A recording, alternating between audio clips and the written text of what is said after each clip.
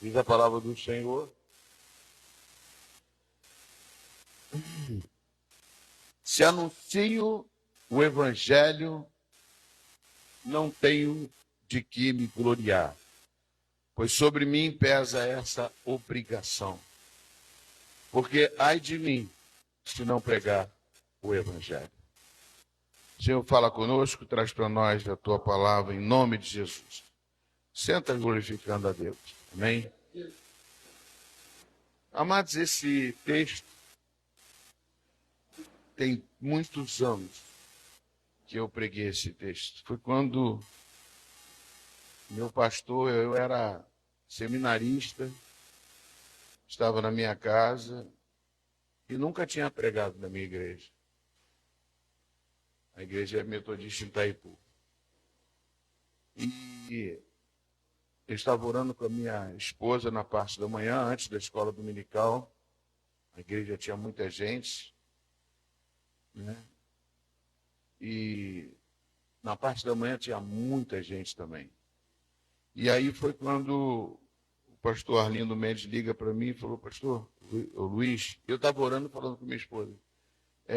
Um dia eu vou estou fazendo seminário, vou ser pastor e vou ter que um dia pregar, né, na igreja. Eu pregava nos pontos missionários e tudo, mas nunca preguei na igreja. E aí, quando aconteceu, ele falou assim: ó, eu não estou passando bem, e eu não tenho condições de ir para a igreja, e eu queria que você ministrasse a palavra. Eu falei: eu não estou preparado, pastor, eu não tenho nada para falar, eu não conheço essa oportunidade. É a primeira vez, então vai.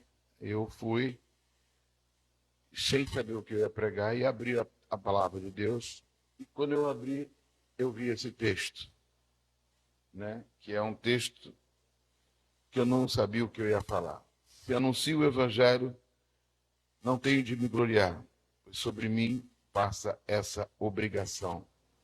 Porque ai de mim, se não pregar o Evangelho.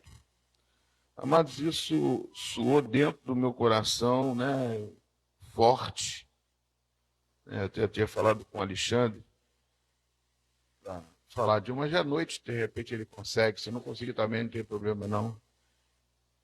Nós temos um chamado, né? Tem um louvor que diz, né? Eu tenho um chamado, o Evangelho a anunciar, eu fui escolhido no meio da minha... Sei que Deus não abre mão de mim, não.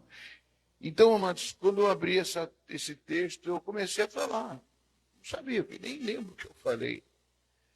Só sei que aqui eu vou falar algumas coisas importantes que eu acho que todos vocês têm chamado.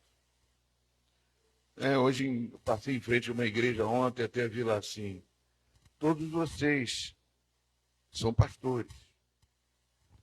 Ou seja, todos vocês anunciam o Evangelho. Nós temos que anunciar o Evangelho. Em primeiro lugar, que se anuncia o Evangelho é com nossas atitudes, é com o nosso caráter transformado pelo Espírito Santo. Você vê uma pessoa e que a pessoa já está... O caminhar da pessoa, as marcas da pessoa, elas são deixadas pela vida, pela caminhada, pela forma de conduzir, pela forma de se portar diante de todos. Lógico que nós não somos perfeitos, mas a impressão maior que se cabe a um evangelista, a um homem de Deus, é pregar com a sua atitude de vida, com a sua maneira de se portar diante das situações, porque nós não passamos do mundo brincando, nós não passamos do mundo somente para mostrar que temos uma casa, uma família, que somos felizes, não, para se divertir, para brincar, não, nós passamos desse mundo porque nós temos uma missão de chegar aonde Jesus chegou. Jesus também foi chamado, recebeu o mesmo Espírito que habita em mim e que habita em você. Foi tudo preparado por Deus, um plano infalível. que não vai falhar. Se não falhou com Jesus, não vai falhar com você. O apóstolo Paulo fala claramente, se Jesus ressuscitou, eu também, nós também vamos ressuscitar com ele. Então, o que nós temos que entender é que nós estamos no mundo, mas não somos desse mundo. E para isso, amados, para onde eu for e para onde você for, eu tenho uma missão de levar pessoas para lá. Ai de mim, se não pregar o evangelho. Paulo coloca isso também porque ele não entendia o chamado dele. Para ele, o chamado dele era proteger aquilo que ele conhecia e que ele tomou conhecimento através dos sacerdotes, que era a lei de Moisés, da qual era a herança dos judeus. Ele protegia com zelo. Ele diz, com zelo eu sou israelita. Com zelo eu me tornei uma pessoa perseguidor da igreja. Perseguidor no sentido de não querer o mal de Deus, de querer perseguir a Deus. Mas não, ele queria perseguir a igreja no sentido que aquilo era uma heresia, que era uma coisa que não prestava, era uma coisa que era contra Deus.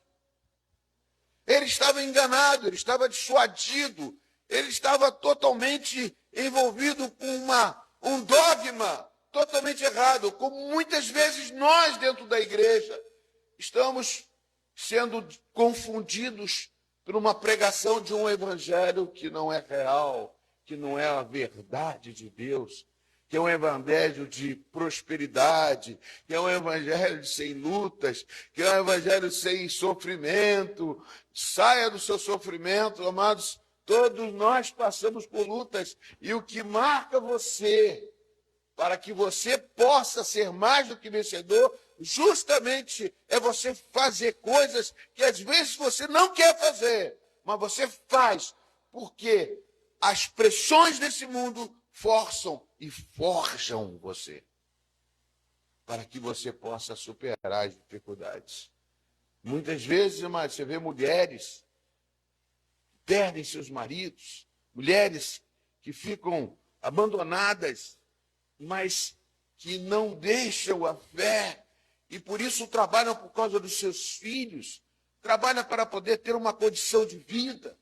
Mas por que, amados? Ela não entrega os pontos, porque existe uma missão dentro dela, um chamado dentro dela, para perseverar naquilo que Deus prometeu para ela. Um homem que está por enfermidades, por doenças, às vezes condições de sustentar sua casa, de dificuldades que passam, de lutas que surgem, mas ele persevera. Ele sabe que o evangelho está envolvido neste processo. Ele sabe que Deus está com ele. Ele sabe que os exemplos que estão na Bíblia fazem isso. Então, amados, o evangelho, o que seria eu sem o evangelho? Eu queria ter uma vida como todo mundo quer. Eu sonhava em ser rico, ter dinheiro, condições. Não queria casar, nunca quis casar. Para quem conhece a minha história, eu comecei a trabalhar, comecei a almejar lugares melhores, a alcançar